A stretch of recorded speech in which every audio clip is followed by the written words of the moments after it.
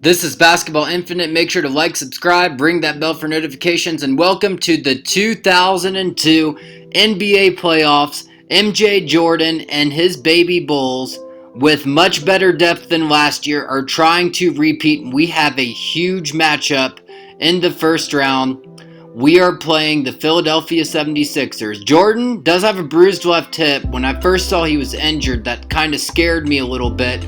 But the injury is not that serious and he is able to play. But he's going to have a tough matchup against Allen Iverson.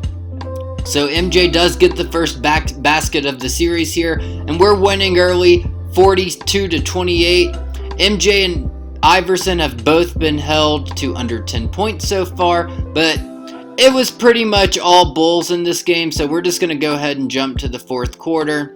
It's 87-69. Jordan showing some rust. He hasn't scored too many points. He's dealing with that injury, and you can see the 76ers defense is holding him a little bit, but with the depth of this Bulls team, the nice thing about compared to last year is MJ doesn't have to go off for 40 to win every playoff game. He can have a 10-15 point game, and we have other guys who can step up. But the 76ers do come back here a little bit. It's 90-77. Iverson passes it up to his teammate, and they cut the lead to 11 here. It's 90-79, but look at this three-pointer by Jason Williams. Williams has 21 points in this game, but Iverson, you can see a little bit of what he can do here.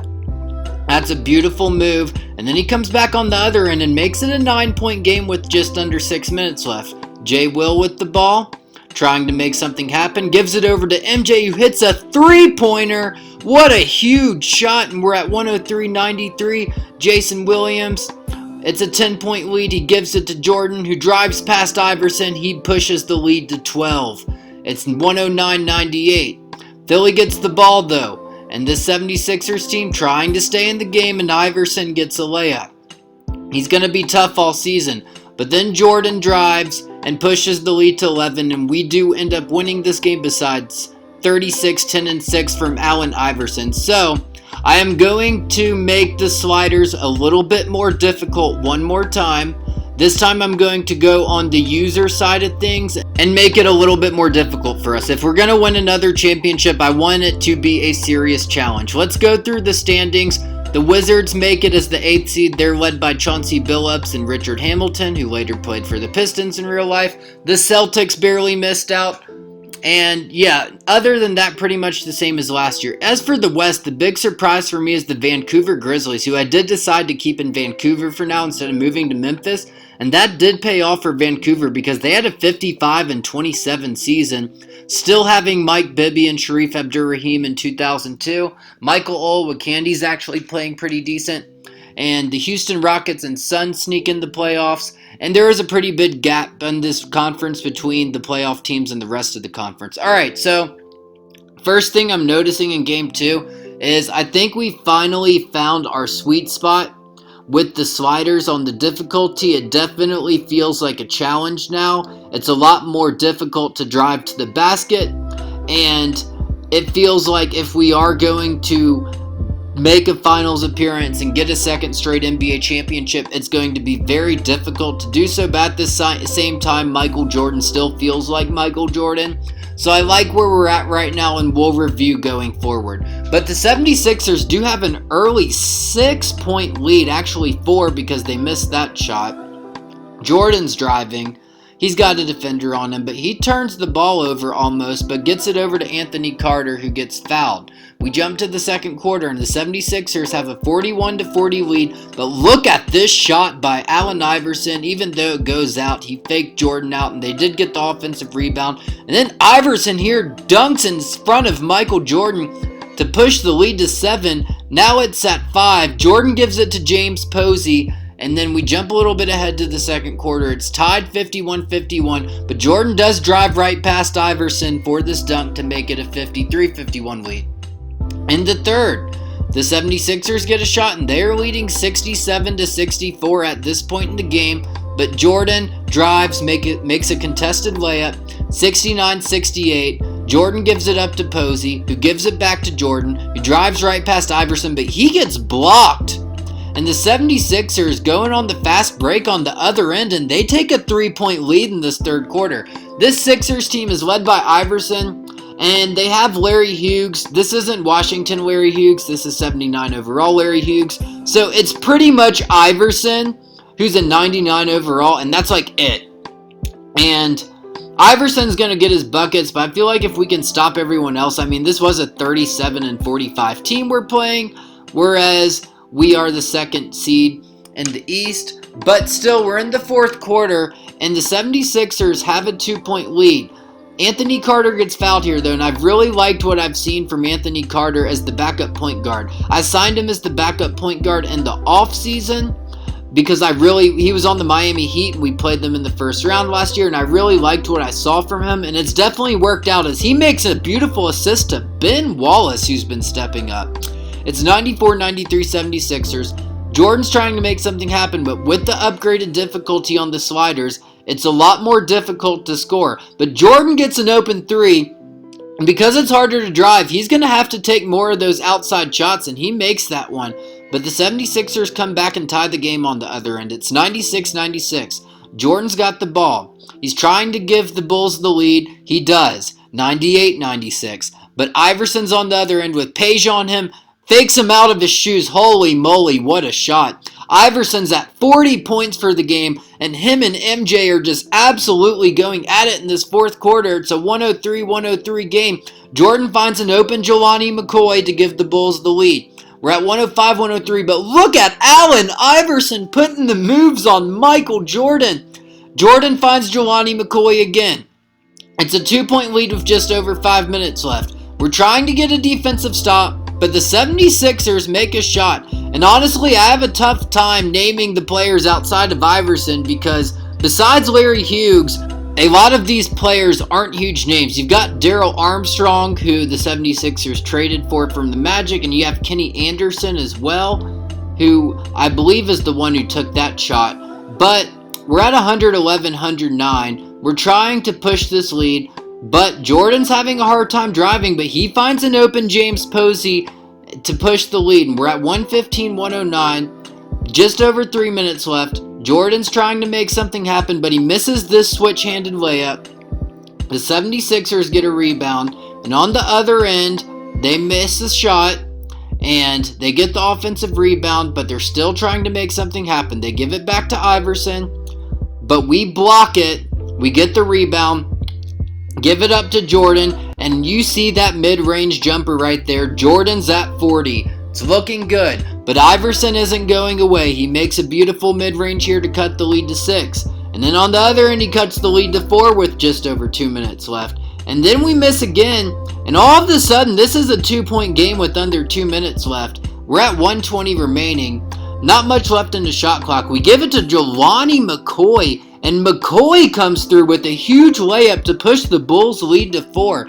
But Iverson is not backing down easy, but he misses this floater. McCoy gets the rebound. He gives it to Jordan. Jordan's trying to ice the game here. He does. What a beautiful layup. And as you see, we end up winning this very tough fought game, 124-119. Allen Iverson scores 52 points and 10 rebounds, and Jordan scores 42 himself.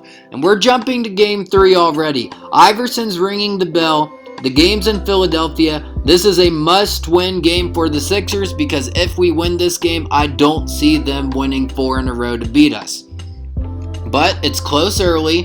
Jordan, he has 5. He makes this free throw to give him 6. We're at 13-10 76ers. Jordan gets the ball, makes a fadeaway jumper. That's money. We're at 13-12 though, and Iverson makes this three-pointer to push the Sixers lead early to 4.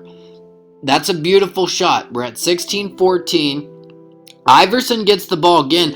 Fakes MJ. I mean, look at Iverson. I've got to tell you guys, in this whole sim, bar none, Allen Iverson is the toughest player we faced. He's a 99 overall. Some of that has to do with we have increased the slider difficulties even more. I'd call it triple Hall of Fame now, which is basically what we're on.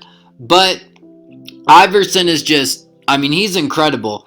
I mean, especially with the sliders difficulties being increased. I mean, look at that layup. I mean, dude's tough. I mean, he's averaging nearly 30 points a game for a reason. And considering he pretty much carried this team to the playoffs, Kevin Garnett won the MVP. But honestly, I'd probably give this guy the MVP for even getting this team to the playoffs, because besides Iverson, this definitely isn't a playoff team.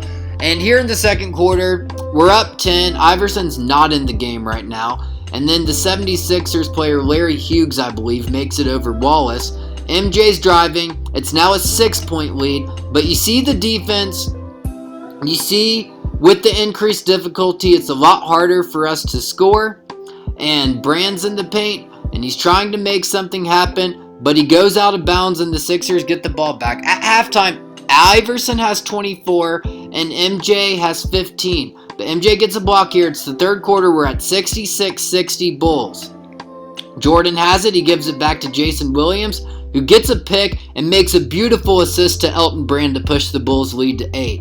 76-73. The 76ers have cut the lead a little bit. They must win this game.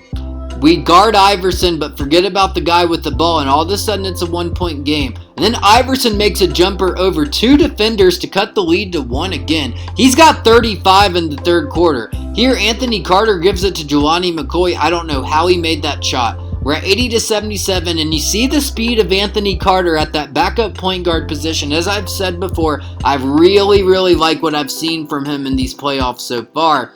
He is looking like a great addition, and it was a good decision to make him our backup point guard.